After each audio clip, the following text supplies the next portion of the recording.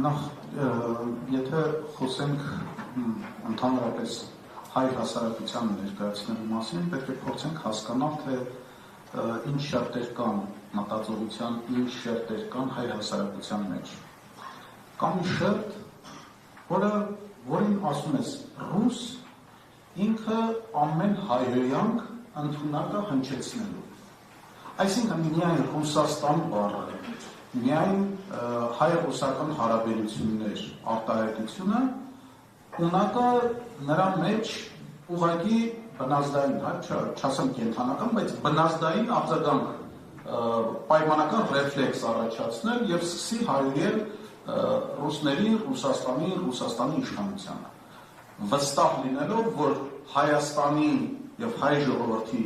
բոլոր ձախողումների համար պատասխանատուն Ռուսաստանն է եւ Ռուսաստանի այսօրվա ղեկավարությունը։ Ուրեմն այս շերտի հետ ընդհանրապես չարժե խոսել, որովհետեւ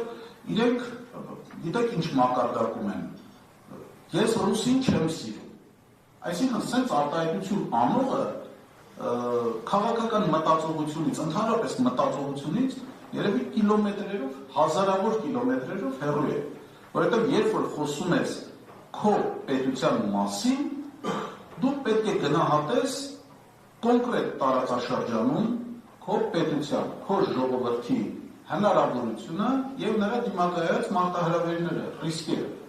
Ինչ ռիսկերի ենք մենք այսօր դիմակայում։ Արդյոք մենք այսօր դիմակայում ենք Ռուսաստանի կողմից Հայաստանը ոչնչացնելու, որպես պետություն ոչնչացնելու կամ հայ ժողովրդին այս տարածաշրջանից որպես էթնոս վերացնելու ռիսկի առաջ կանգնած ենք, թե ոչ։ Իմ կարծիքով ցանկացած բանական մարդ պետք է ասի, որ ոչ, այդ ռիսկը գոյություն չունի։ Հիմա հակառակ կողմից կանք։ Արդյոք հայկական պետությունը, պետականությունը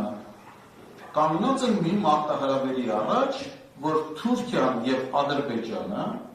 իրենց ազգային, իրենց պետական շահի համար շահագրգռված են, որպեսզի իրենց միջև Հայաստանը որպես պետություն գոյություն չունենա, առաջին, երկրորդը հայ ժողովուրդը որպես էթնոս այս տարածաշրջանում դադարի գոյություն ունենալուց եւ վերանա այն սեպը, որը բաժանել է իրենց գաղափարախոսությամբ մեկ ժողովուրդ երկու պետությունը բաժանել է երկու մասի։ Այո, այդ ռիսկը իրականում գոյություն ունի։ Այսինքն այսօր մենք մեր ռիսկերը եւ հնարավորությունները գնահատելու համար մենք պետք է մի քանի շատ բարձրացված հարցին պատասխան տանք, ոչ թե կենթանական մակարդակով, ասենք ես ռուսին չեմ սիրում, մյուս ասի ես պարսիկին չեմ սիրում, որովհետեւ իրանք մուսուլման են։ Այսինքն նման տիեզերական ապուշություն կարելի է հնչեցնել միայն երևի որևէ կրթություն, որևէ վերլուծական մտածողություն չունեցող մարդը կարող է հնչեցնել։ Այս առումով ես կարծում եմ, որ մենք պետք է հարցերը բարձրացնենք եւ փորձենք այն բանը կրեմները, որ քսում են անհամուտելիքի վրա իբր փակելու համար, թե ինչ այլանդակություն են մատուցում,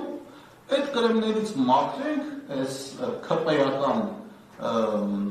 քարոզչությունը եւ շատ པարզ ներկայացնենք մեր ժողովրդին, թե մենք ինչ այլընտրանքի առաջ ենք կանգնած կամ երկընտրանքի, այլընտրանքի չասենք, երկընտրանքի առաջ ենք կանգնած եւ վերջի վերջո այս տարածաշրջանում մեր ֆիզիկական գոյությունը, մեր պետականության գոյությունը, ասեմ ավելին, մեր ժողովրդի բարեկեցությունն ու խաղաղ ապրելու հնարավորությունը, որ հնարավորության վրա աշխատելու դեպքում ավելի իրական կլինի։